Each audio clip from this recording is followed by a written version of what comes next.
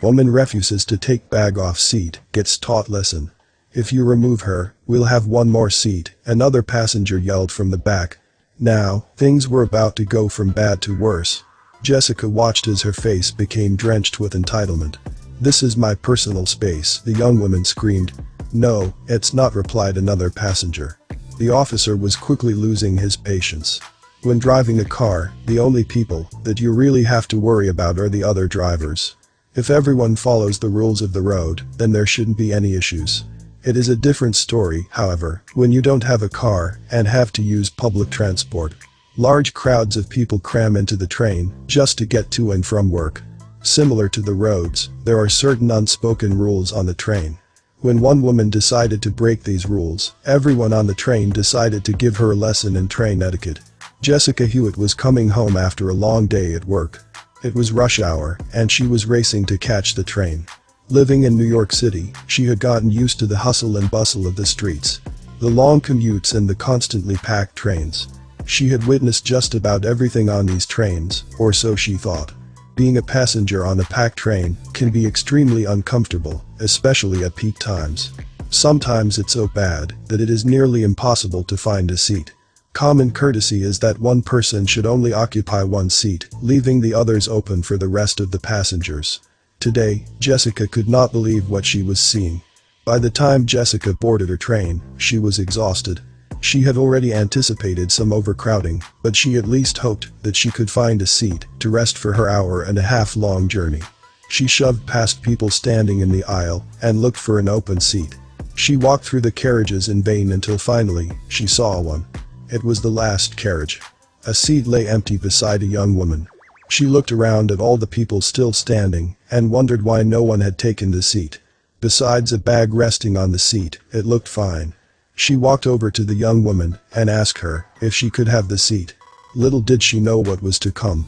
When stuck in a confined space and crushed by a throng of people, there are many occasions when you might see someone doing something antisocial. In fact, sometimes the conditions on a train bring out the very worst in people. There are people who play their music too loudly, eat too loudly, or shout conversations into their phones. But what this woman did on the train was so much worse. "May I sit here?" Jessica asked the woman politely, gesturing to the empty seat. The woman had her large Louis Vuitton bag sprawled next to her, effectively taking up two seats and preventing other passengers from sitting down. It was about to become clear to Jessica that this one woman thought that she was above the rules of the train. The woman flat out ignored Jessica, with earphones in her ears and her eyes firmly fixed on her phone. She acted as though she didn't know she was there. At this point, the train had stopped again, and security had entered the carriage. It was then that Jessica felt the tension in the train surrounding her. She looked around at annoyed faces aimed towards the young woman. Jessica suddenly realized she wasn't the first to ask for this seat and to be ignored or rejected.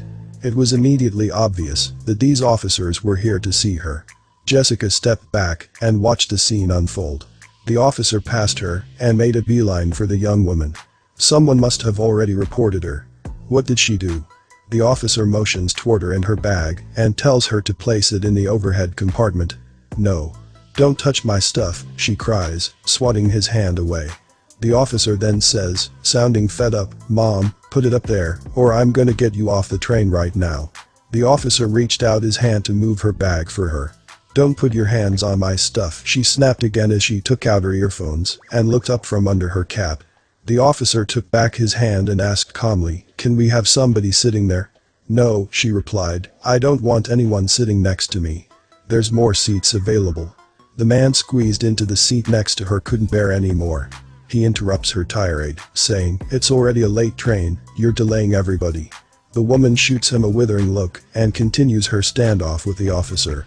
She refuses to budge. But the other passengers on the train had had enough. Now, the annoyance of the crowd became undeniable as the surrounding passengers answered in an uproar. "There isn't space, no, there isn't space. There's standing room only," they heatedly declared. Jessica thought this woman must have been denying everyone this seat. There were so many people standing. The officer continued. He was getting more stern now. "Ma'am, take off that bag, or I'll take you off the train right now," he said. Jessica could feel the anger of the crowd. She must have been acting in this entitled manner for a while. If you remove her, we'll have one more seat, another passenger yelled from the back. But this just made things worse. The entitled woman then looks up and shouts to a passenger standing near her, "You're not disabled, you're not pregnant. I don't want your bed bugs. I don't want your smell. You're disgusting." Jessica couldn't believe the woman's audacity. She obviously thought she was too good to be on the train in the first place. Still, she carried on. "This is my personal space," the young woman screamed. "No, it's not," replied another passenger. Now, the officer was quickly losing his patience. She continued, "I don't care if I'm 90 pounds, 50 pounds, or 300 pounds, this is my personal space." Jessica suddenly understood why everyone was looking at her with such disdain. Meanwhile, the officer reached his boiling point. He had enough. "I want her off the train. Get her off the train," he said angrily as he waved at his fellow men to escort her off. The young woman looked shocked. Completely rattled that anyone could tell her what to do. "You want your personal space. You'll have it outside," he declared as an eruption of applause echoed in agreement from the passengers. The woman stared at the officer over her phone, looking incredulous that someone had called her on her rude behavior. But she still wasn't backing down. Still, she point-blank refused to comply, even though she had delayed the train by 25 minutes already. But the officer wasn't about to back down either. Reluctantly, the woman sat, unmoving in her seat until the other officers started to stride towards her.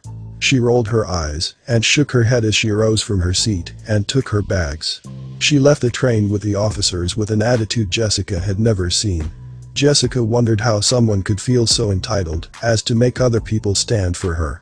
The video was posted online by a fellow passenger, and its viewers were equally frustrated with the young woman as the train passengers. "Perfect example of someone who feels entitled, just plain selfish," one user wrote.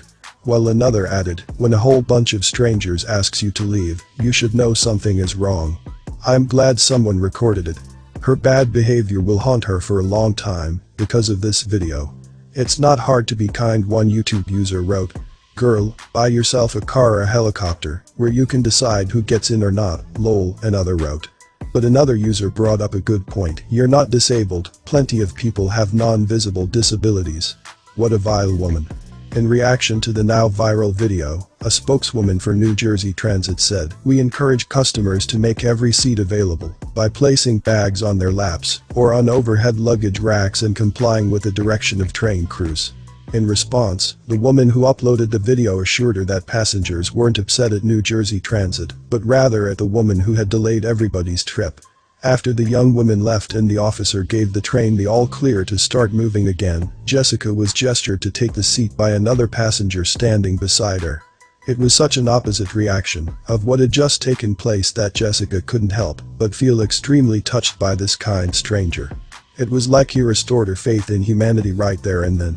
Thankfully, Jessica never encountered such selfish behavior on the train since that day, but still wanders around the packed train after work in the hope of an empty seat. It's the price you pay for living in a city like New York. There are both good and bad displays of behavior all around us. That's what makes us human, right? Seeing something bad and making it right.